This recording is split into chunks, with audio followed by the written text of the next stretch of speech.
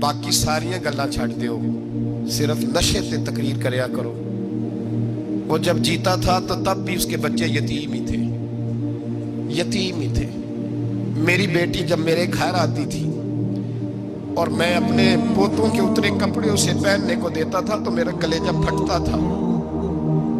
اور میری بیٹی اس کی زندگی میں بھی بیوہ کی زندگی گزار رہی تھی، وہ میری بہوؤں کے اترے ہوئے کپڑے پہنتی تھی۔ کوئی دعا کرو، کوئی جلسے کرو، یہ لت ختم ہو جائے۔ اور کہنے لگا اب میرے وہ چلا تو گیا ہے، دادا دادی اس کے پہلے کوئی نہیں، چچا ہے کوئی نہیں، جب تک تو میں زندہ ہوں ان نواسوں کو کوئی روٹی کا لقمہ، کوئی کپڑا مل جائے گا۔ لیکن سوچتا ہوں میں بوڑھا ہوں، مر گیا تو ان کو کوئی پوچھے گا بھی نہیں، کون ان کی خبر؟ اتنا ظلم اس قوم سے، اتنی زیادتی، اور آرام سے لکھ کر لوگ گزر گئے کہ یہ 70 لاکھ ہے، ان کا درد تو سمجھو، تکلیف تو سمجھو۔ 7 فٹ کا سونا جوان اور نشے کا عادی ہے تو کسی نالی میں پڑا ہوا ہے۔ اور میں نے کہا اس قوم کے ساتھ اس سے بڑا بھیانک مذاق کیا ہوگا؟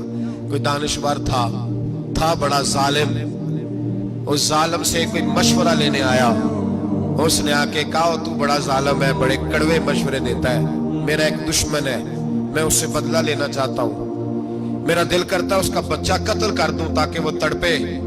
تو ظالم نے کہا اسے قتل نہ کر، وہ تو اس کا باپ 2-4 مہینے رو کے چپ کر جائے گا، پھر میں سخت سزا دینا چاہتا ہوں، مشورہ دے۔ تو اس نے کہا اس کے بچے کو نشے پہ لگا دے، جس کا بچہ نشہ کرے گا وہ باپ روز مرے گا، روز جیے گا، وہ ماں روز مرے جیے گی، نشے پہ لگا دے۔ اس قوم کے ساتھ سب سے بڑا ظلم یہ ہوا کہ ملت کا جوان نشے پہ لگ گیا، ڈرگز پہ لگ گیا، اتنے تباہ حالات ہوئے کہ جوان چڑھتی جوانیاں، اماں نے کتاب دے کے بھیجا تھا اور کالج سے واپس آئے تو نشے کے ٹیکے ہاتھوں میں پکڑے ہوئے، ٹیکے۔ اور آپ کے اس ملک کے اسلام آباد میں ایک دن میڈیا نے وہ خبر بھی وائرل کی اور وہ چیز بھی دکھائی لوگوں کو، 3 مہینے کا بچہ لے کے نشئی سڑک پہ آ گیا، اس نے کہا میرا نشہ ختم ہو گیا، میرا بچہ خرید لو، 2 پڑیاں دے دو۔ تو وہاں بیبیاں جو سن رہی تھی وہ بھی چیخیں مار کے رو رہی تھی۔ یہ ظلم کیا اس قوم کے ساتھ، اور کرپشن کی لعنت نے اجازت دی سپلائی کرنے والوں کو کہ گلی گلی بیچے، گلی گلی۔ انہوں نے کچھ تھوڑا ظلم نہیں کیا ان حکمرانوں نے، اور ہماری اپوزیشن اس کو نہ صرف اتنا پتا ہے کہ یہ جائیں اور ہم آئیں، اس سے زیادہ کوئی غرض نہیں۔ بھائی کرپشن کے خلاف نکلے ہو تم، نشے کے خلاف کس دن نکلو گے؟ جوئے کے خلاف کس دن؟ قوم تو مر رہی ہے نشے سے، اس کے خلاف میدان میں کب آؤ گے؟ صرف اتنا ہے کہ یہ جائیں اور ہماری باری آئے، اس سے زیادہ کچھ نہیں۔ جتنے مجرم وہ ہیں اتنے ہی تم بنتے جا رہے ہو، اس لیے کہ اصل بات پر نہ وہ آتے ہیں اور نہ اصل بات پر یہ آتے۔ بھائیو، میرے نبی پاک صلی اللہ تعالی علیہ وسلم، اور ایک اور تماشا ہے، یہ میرے پہ اللہ کا یہ احسان رہا، اس لیے نہیں کہ میں پرہیزگار آدمی ہوں، نیک ہوں، اس لیے نہیں، ویسے ہی اللہ بعض اوقات اسباب بناتا ہے، سبب بناتا ہے۔ مجھے نہ شراب کے رنگ کا پتہ ہے، نہ اس کی خوشبو کا پتہ ہے، نہ میں نے کبھی زندگی میں دیکھی ہے، یہ کرم ہے میرے حضرت صاحب کا، میں نے نہیں دیکھی، مجھے نہیں پتا کیسی ہوتی ہے، کچھ باتیں میں نے سنی ہیں۔ ایک محفل میں بیٹھا تھا مجلس میں، تو ایک شخص نے کہا کھانسی نہیں جاتی بچے کی، دوسرا اس کو مشورہ دے رہا ہے، کھانسی نہیں جاتی، بڑی دوائی دیسی بھی فلاں بھی بڑی کھائی، مشورہ دیا اس کو کہ تو اس طرح کر، اس کو نا شراب کے 2-4 چمچے پلاؤ، کہتے ہیں جی اس کو نا یہ پلاؤ تو صحیح ہو جائے گی۔ تو میں نے پلٹ کے اس کی طرف دیکھا، میں نے کہا کوئی عقل کر، کیا مشورہ کر؟ مولانا میرا تجربہ ہے۔ میں نے کہا تیرا تجربہ افضل ہے یا رسول اللہ کا فرمان زیادہ افضل ہے؟ تیرا تجربہ افضل ہے۔ حضرت ام سلمہ رضی اللہ تعالیٰ عنہ کہتی ہے میں نے عرض کی یا رسول اللہ صلی اللہ علیہ وسلم، میری بچی بڑی بیمار ہے، تو مجھے کسی نے کہا ہے یہ تھوڑی سی نشے والی چیز ہے، یہ بنا کے تیار کر کے دو، صحیح ہو جائے گی، بیمار ہے بچی تو یہ نشے والی چیز ہے، اس کو تیار کر کے دو، تھوڑا نشہ ہے۔ اگرچہ میں نے شروع میں کہا بعض لوگ مریض کو، سخت مریض کو ایسی ادویات جو مجبوری بن جائے اس کی گنجائش اور اجازت دیتے ہیں، محتاط علماء تو اس میں بھی بہت ساری چیزیں پہلے بیان کرتے ہیں، لیکن اس نے کہا جی میرا نشہ دینا ہے شفا کے لیے۔ حضرت ام سلمہ کہتی ہے میرے نبی پاک نے میری طرف دیکھا، میری طرف.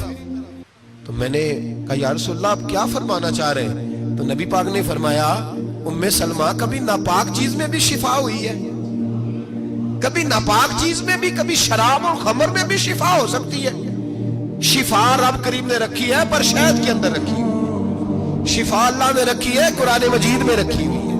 تو اس میں بھی کبھی یہ حضور نے بیان کیا ہے کہ اس کے اندر شفا ہو سکتی، تو امت کتنی دلیری کرتی ہے جو یہ مشورے دیتی ہے کہ اس کے اندر نشہ ہے، شراب ہے، تو کھانسی چلی جائے گی تو فلانی بیماری چلی جائے گی.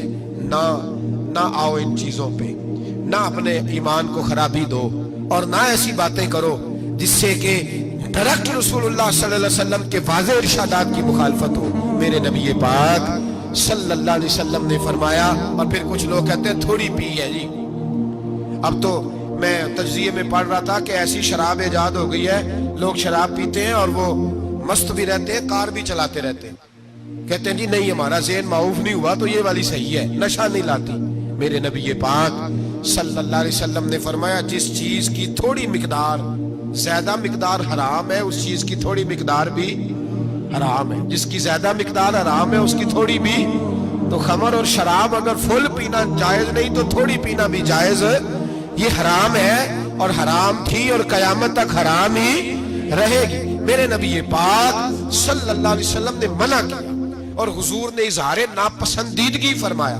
فرمایا 40 دن تو عبادت ہی قبول نہیں ہوتی شراب پینے والی جب تک سچی توبہ نہ کرے. ایک دن صحابہ بیٹھے تھے سارے، حضرت ابوبکر صدیق بھی تھے، فاروق اعظم بھی تھے، عثمان غنی بھی تھے، ڈھیر ساری تعداد تھی صحابہ کی، سارے تشریف فرما تھے.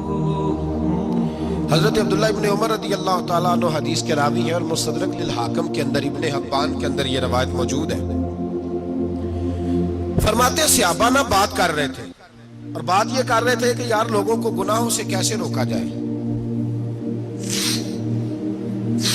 لوگوں کو گناہوں سے گفتگو. صحابہ یہ کر رہے تھے. عبداللہ ابن عمر کہتے ہیں بیٹھے تھے اور جو گفتگو کر رہے تھے کہ گناہوں سے پلاننگ جی ہوتی تھی. ان کی جو محفلیں ہوتی تھی نا بیٹھ کے، وہ خوش گپیاں نہیں ہوتی تھی بلکہ وہ تبلیغ کی، جد و جہد کی، لوگوں کو برائی سے منع کرنے کے لیے بیٹھتے تھے، اس پر منصوبہ بندی کرتے تھے، پلان کرتے تھے، آگے ترتیب دیتے تھے.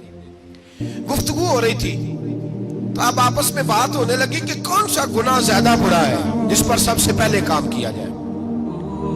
تو دور ایک صحابی بیٹھے تھے، ان کا نام تھا عبداللہ ابن عمر. ایک عبداللہ بن عمر ہے اور ایک عبداللہ ابن عمر ہے. حضرت عبداللہ ابن عمر دور بیٹھے تھے، بڑے سمجھدار سیانے باریک بین آدمی تھے. تو حضرت عمر فاروق اپنے بیٹے سے کہنے لگے جا عبداللہ ابن عمر سے پوچھ کے آ کہ سب سے سخت گناہ کون سا ہے. توجہ ہے میرے بھائیوں، ادھر دیکھیے گا میری جانب. پوچھ کے آ کہ سخت گناہ کون سا ہے. عبداللہ بن عمر رضی اللہ تعالیٰ عنہ کی خدمت میں جب عبداللہ ابن عمر گئے تو جا کے کہنے لگے کہ صحابہ پوچھتے ہیں کہ آپ نے زیادہ وقت گزارا ہے نبی رحمت صلی اللہ علیہ وسلم کے پاس، تو بتلائیے برا گناہ کون سا ہے، سب سے سخت گناہ، تاکہ سب سے پہلے اس پر پابندی لگائی جائے، اس پر محنت کی جائے. تو حضرت عبداللہ ابن عمر کہنے لگے صحابہ کو جا کے بتا دو کہ سب سے برا گناہ شراب پینا ہے، سب سے برا گناہ، اور یہ ام الخبائث ہے، برائیوں کی جڑ ہے، گناہوں کی ماں ہے، یہ بنیاد ہے. باقی گناہ اسی سے شروع ہوتے ہیں. کہتے ہیں میں نے آ کے بتایا تو حضرت ابوبکر صدیق رضی اللہ تعالیٰ عنہ سیدنا فاروق اعظم کہنے لگے خود جاتے ہیں، ان کے پاس خود جاتے ہیں، چونکہ ہم نے بات سننی ہے ہم خود جاتے ہیں اور ان سے جا کر کے سوال کرتے ہیں کہ اگر آپ کو اس تفصیل کا پتہ ہے نا تو اس کے پیچھے بھی کوئی تفصیل ہوگی جو میرے نبی پاک نے بیان کی ہوگی صلی اللہ تعالی علیہ وسلم. اس تفصیل کا بھی آپ کو پتہ ہوگا جو نبی پاک نے بیان کی ہوگی، اس بات کے پیچھے جو بیک گراؤنڈ ہے، جو پس منظر ہے. فرماتے ہیں کہ ہم اٹھے، عبداللہ ابن عمر کے پاس گئے، ان سے جا کے پوچھا کہ جناب آپ نے یہ تو فرمایا ہے شراب ام الخبائث ہے، تو اس کے پیچھے پس منظر کیا ہے؟ تو عبداللہ ابن عمر کہنے لگے یہ میں نے اپنے پاس سے نہیں کہا، یہ میں نے نبی پاک سے سنا ہوا ہے. حضور سید عالم صلی اللہ علیہ وسلم بیٹھے تھے تو حضور نے فرمایا شراب یہ نشہ، یہ برائیوں کی ماں ہے. اور پھر حضور نے ایک مثال بیان فرمائی. نبی رحمت علیہ السلام نے فرمایا بنی اسرائیل کا ایک واقعہ ہے. ایک خوبصورت جوان تھا، ایک عورت کا دل آ گیا اس پر. کہ یاد رکھ لیں ہم لڑکوں کو منع کرتے رہتے ہیں لیکن ہمیں گھر کی بچیوں پر بھی توجہ دینی ہوگی, ہمیں ان کے فون پر بھی نگرانی کرنی ہوگی, ہمیں وہاں بھی غور کرنا ہوگا. اس لیے کہ اگر کوئی بچی گنجائش نہ دے تو میرا خیال ہے کہ لڑکا جرت کرنے کی طاقت نہیں رکھتا, تو وہاں بھی ان کی اماں سے کہے کہ پابندی لگائے, بچی کسی کا موبائل لے کر کے کہیں اس کو استعمال تو نہیں کر رہی, اس پودے پر بھی توجہ دے, درخت بننے سے پہلے اس کی بھی نگرانی کریں, یہ بھی بڑا ضروری کام ہے. عورت کا دل آ گیا تو نبی پاک علیہ الصلوۃ والسلام فرماتے ہیں اس نے کوئی بہانہ لگایا, کسی کو کہا کہ اس نوجوان کو بلا کے لاؤ, اس کو کہو کہ ہم نے کوئی گواہی لینی ہے تجھ سے. وہ نوجوان آیا, ایک کمرے میں داخل ہوا تو اگلے کمرے میں لے گئے, وہاں داخل ہوا تو اس سے اگلے کمرے میں لے گئی, وہ داخل ہوا تو اسی طرح 7 مکفل کمروں میں لے گئی. میرے کریم رسول میرے محبوب پاک علیہ السلام فرماتے ہیں, صحابہ کو سمجھا رہے ہیں میٹھے لب و لہجے میں, فرماتے ہیں جب سب سے پچھلے کمرے میں لے گئی تو ایک لڑکا بندھا ہوا تھا وہاں رسیوں سے, شراب کا پیالہ پڑا ہوا تھا. وہ بی بی کہنے لگی کوئی گواہی شواہی نہیں لینی, تجھے اس لیے بلایا ہے کہ تیرے اوپر دل آ گیا ہے, اب میرے ساتھ منہ کالا کر. تو وہ جوان کہنے لگا نہیں, میں نے اپنے نفس کو پاک رکھا ہوا ہے, میری نظر بھی پاک ہے, دل بھی پاک ہے, اور اس کی برکت یہ ہے کہ رب نے میری روح کو بھی پاک رکھا ہوا ہے, تو میں یہ حرکت نہیں کر سکتا. پاک لوگ پلید کاموں کی جانب توجہ نہیں کرتے, میں یہ حرکت نہیں کر سکتا. اقبال نے اپنے بیٹے کو دعا دی تھی, اس نے کہا تھا حیا باقی نہیں ہے زمانے کی آنکھ میں, خدا کرے کہ رہے تیری جوانی بے داغ, خدا کرے کہ رہے تیری جوانی بے داغ. کہا میرے ساتھ منہ کالا کر, اس نے کہا میں نہیں کرتا. کہنے لگی چل پھر اس کو قتل کر, اس کو میں نے باندھا ہوا. اس نے کہا میں قتل کیوں کروں, میری کیا دشمنی ہے. کہا پھر شراب پیو, کہا میں شراب بھی نہیں پیتا. تو کہنے لگی اب تو میں نے تجھے اپنے چنگل میں پھانس لیا ہے, اب تو یہاں سے بچ کے جا نہیں سکتا, اور اگر تو باہر جائے گا تو میں شور کروں گی, لوگ جمع کروں گی, اس نے میری عزت آبرو پہ ہاتھ ڈالا ہے, تو بچ تو نہیں سکتا, ایک کام تو کرنا پڑے گا. محبوب فرماتے ہیں اس نوجوان نے سوچا کہ زنا بھی بہت بڑا جرم ہے, قتل بھی بہت بڑا گناہ ہے, چلو اب مجبوری ہے تو شراب پی لیتا ہوں. لیکن وہ سمجھا نہ کہ شراب تو بنیاد ہے. اس نے ایک پیالہ جو پیا, کہنے لگا ایک اور دے دو, دوسرا پیا تو کہنے لگا ایک اور دے دو. اب 3 پیالے 3 بوتلیں شراب جو پی چکا تو خماری چڑھ گئی. اب اس عورت کے قریب جانے لگا کہ میں تیرے ساتھ زنا کروں گا.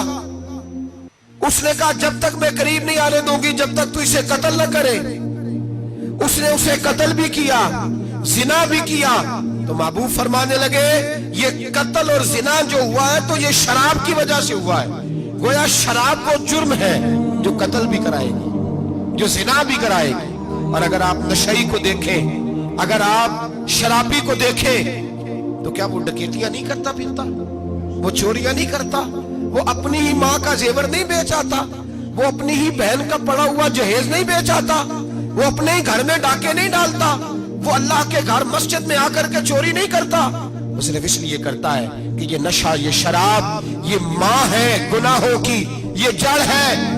ملت کے لوگوں یاد رکھو, اس امت, اس پاکستان کے ساتھ جہاں بہت سارے ظلم ہوئے, وہاں بڑا ظلم یہ ہے کہ بہت بڑا طبقہ جوانوں کا نشے کا عادی ہے.